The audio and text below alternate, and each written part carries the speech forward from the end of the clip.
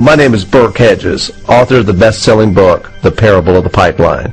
I open my book with a story about Pablo and Bruno, who take two very different paths in their quest for financial independence. What you're about to see is the delightful animated story of their adventure. So, sit back, relax, and enjoy the life-changing lessons in The Parable of the Pipeline.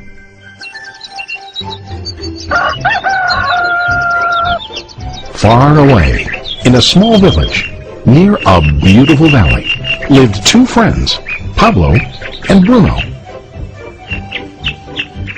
They were both young and dreamed of a better life for themselves. They'd often discussed their dreams about how they would become the most successful men in the village. They weren't afraid of hard work, and they searched for opportunities to help realize their goals and achieve their dreams. One day, an opportunity presented itself.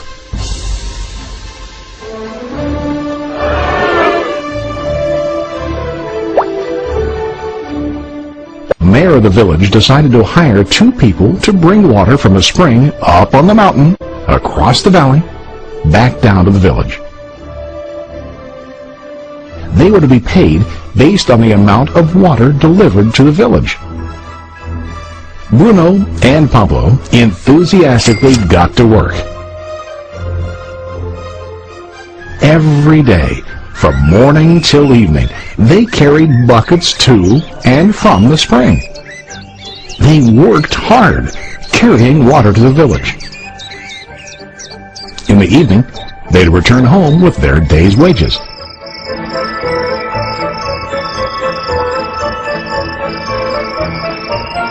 Bruno was satisfied with his work and the money he earned. He was sure that with this work he could achieve his dreams. Bruno thought that to increase his wages he could use bigger buckets to bring more water each trip. He believed with a larger income he would soon be able to buy a cow and the house that he dreamed about.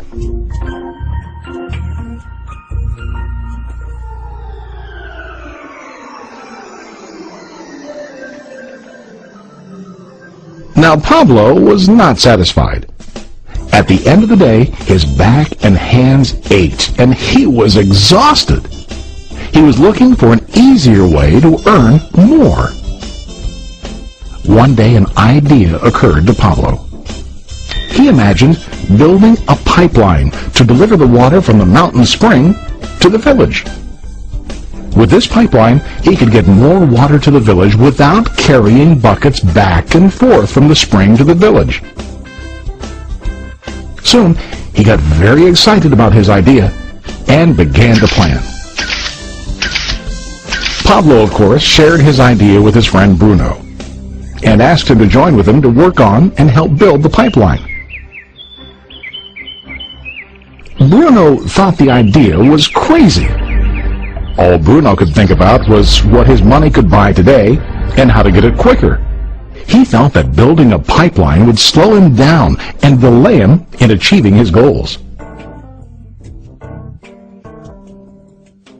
Instead, Bruno got bigger buckets and went more often back and forth, fetching water.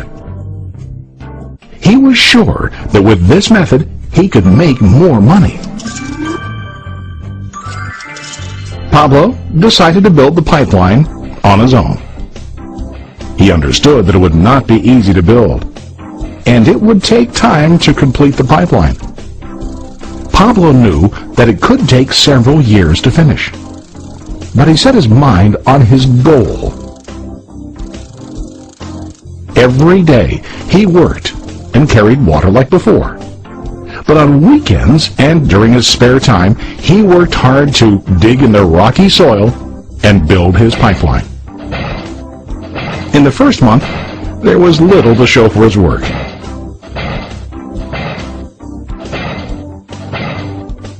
Bruno and the villagers laughed and teased him. They called him Pablo the Pipeline Man. During this time, Bruno's income doubled. He already bought a cow and a bigger house. His lifestyle changed. He now spent time after work in the bar, enjoying his hard-earned wages from delivering water.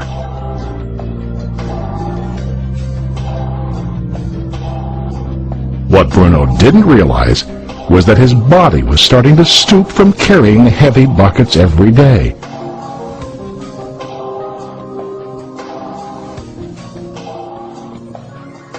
His face looked worn and his body tired. Soon, he began to carry less and less water due to the wear and tear on his body.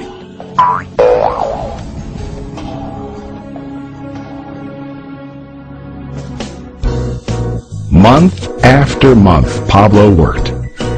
Soon a year passed, and then a second year. Finally, Pablo finished his pipeline. He now used his pipeline to deliver water to the village instead of carrying buckets. Pablo was now earning more money than ever before. The water continued flowing to the village, while Pablo wasn't working. While he slept and ate, the water flowed. Pablo was happy and proud of his insight, persistence, and hard work. Now his income flowed as long as the water flowed through his pipeline.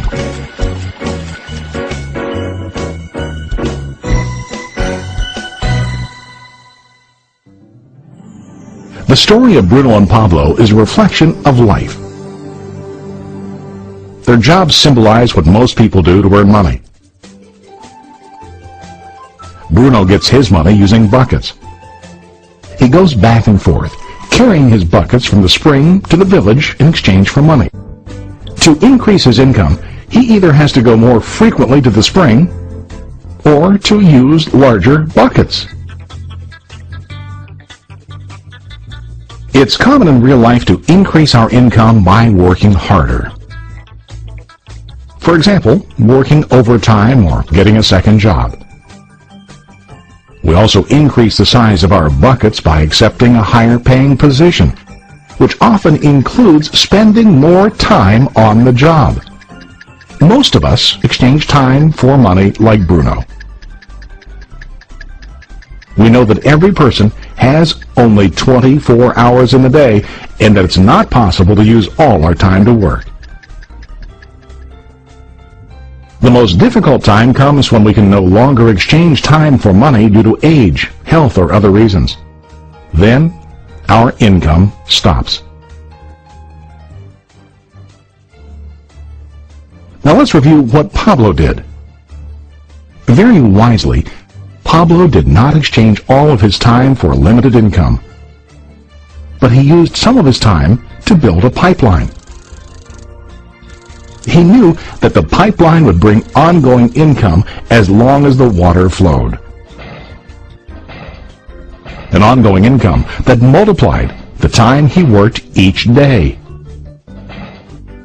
Pablo knew that someday, maybe because of age or health, he would no longer be able to exchange his available time for money. Pablo knew that if he could make his idea of a pipeline work, then he only has to do the hard work of building the pipeline. After the pipeline was completed, Pablo was able to monitor and maintain the flow of water to ensure that his income will continue. Pablo has shown us that to earn an income, we don't always have to directly exchange time for money. There really are better ways. How about you? Are you still like Bruno, who directly exchanges time for money? Or do you want to be like Pablo, building and maintaining a pipeline for ongoing income? If you are interested in the idea of building your own pipeline, contact the person who lent you this presentation. You can start building your pipeline today.